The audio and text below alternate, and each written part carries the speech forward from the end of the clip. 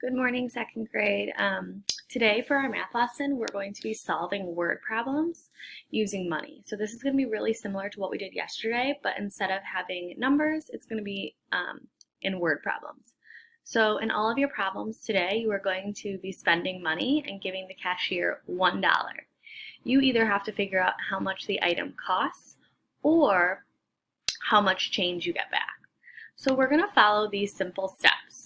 First, we're going to read the problem and record important information. I'm going to go into more detail about what information you're going to write down in just a second. Then you're going to draw a number bond to help you solve. Next, you're going to write a number sentence and solve, and then you're going to record your answer and check your work, like always. So I've made this chart for you guys, and I will attach an example of it so that you guys can look back on this chart, but I think this will be really helpful in following all 4 steps and solving your problems. So step 1, you're going to read. You're going to write down how much did it cost, how much did I give to the cashier, and how much will I receive in change. So you're going to look for those 3 pieces of information. One of those pieces of information you're not going to know, and that's what you're solving for. So you're going to hopefully have 2 of these things, and one of those things should just be a question mark. So for example, if I don't know how much change I'm going to get, I'm just going to put a question mark in that box. And then I will write the other information here. So let's pretend I gave $1 and it cost 50 cents. So you should know 2 of these things, and the last one is going to be a question mark. Then you're going to turn that information into a number bond. So how much you gave is always going to be at the top because that's your whole. Then your 2 parts are going to be the cost and your change. So gave is your whole, how much money did you give the cashier? The cost and your change are always going to be your 2 parts. Your number sentence can always be cost, so how much did the item cost, plus change, how much did you get back, equals the total, how much you gave. You could also put change plus cost. It doesn't matter which order those 2 are in. And then to solve, whichever one of these parts you have, you're going to start with that part. So maybe you have the cost or maybe you have the change. And we're going to add our question mark, we don't know, and then equals how much we gave. So we're probably going to have to add on to get to 100 or $1 to figure out how much we gave.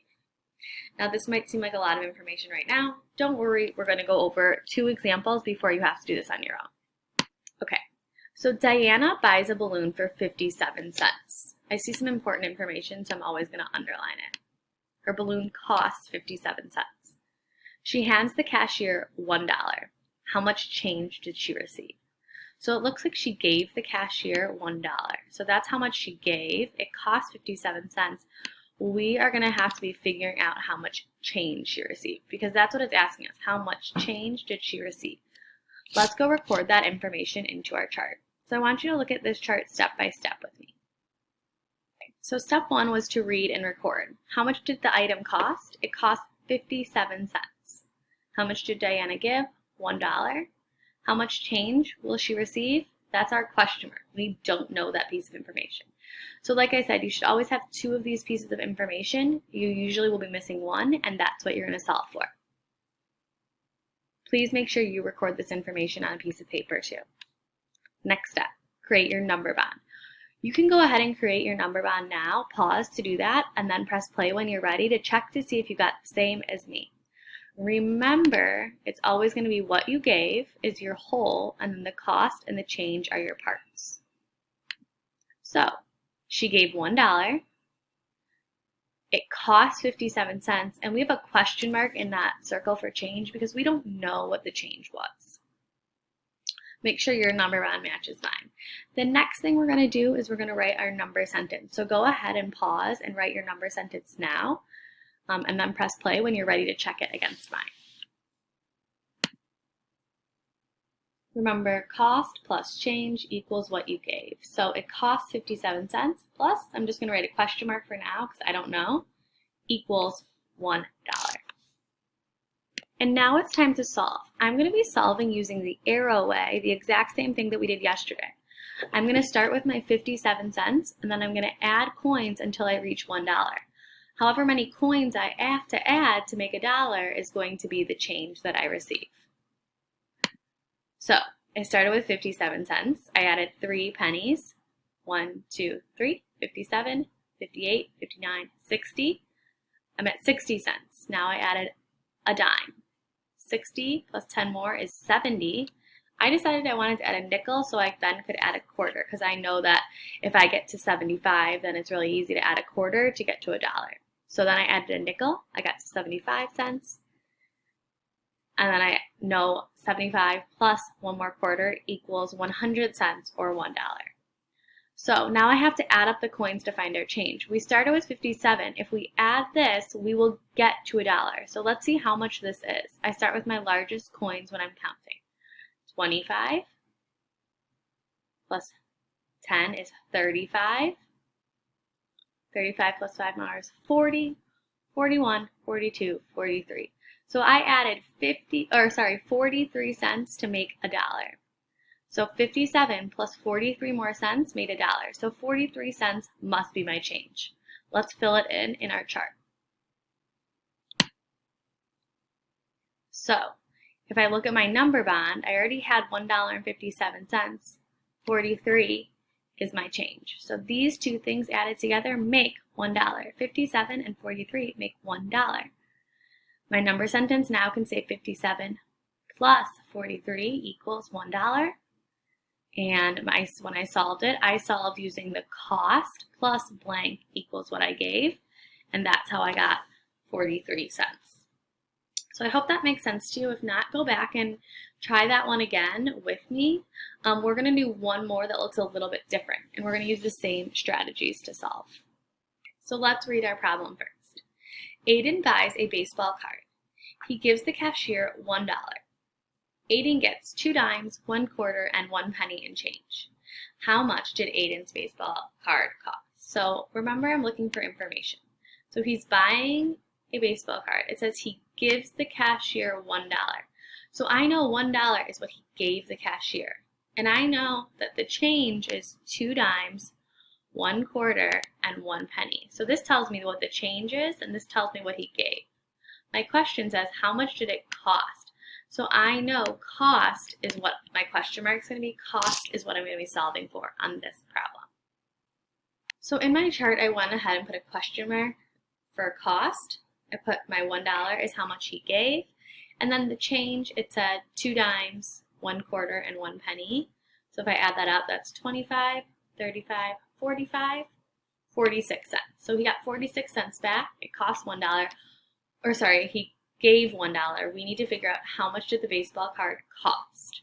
So now we're going to make a number bond.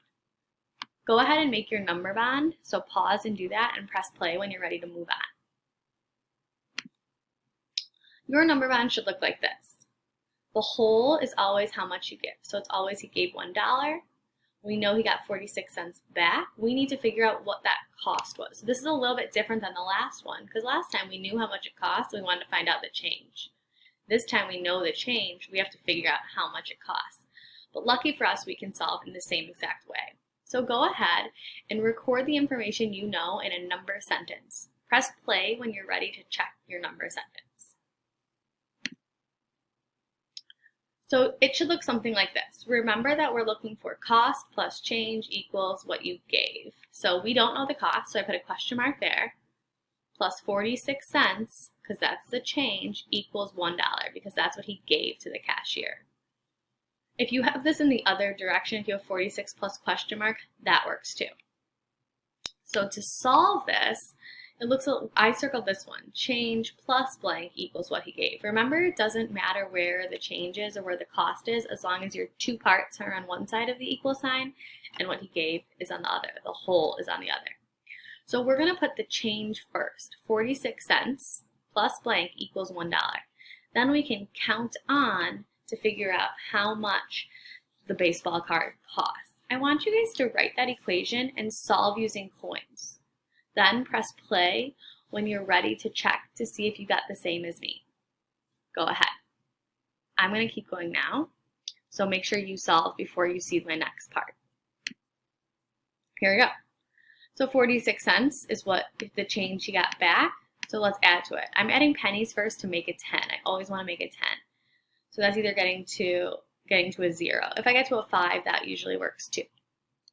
Okay, so 46, 47, 48, 49, 50. I added 4 pennies to get to 50 cents. Now I know 50 cents is halfway to $1. I need to add another 50 cents. I'm going to use quarters to do that because those are the quickest way to add 50 cents. 50 plus 1 quarter is 75, plus another quarter is $1. So now we have to add up the coins to find our change. 25, 50, 51, 52, 53, 54.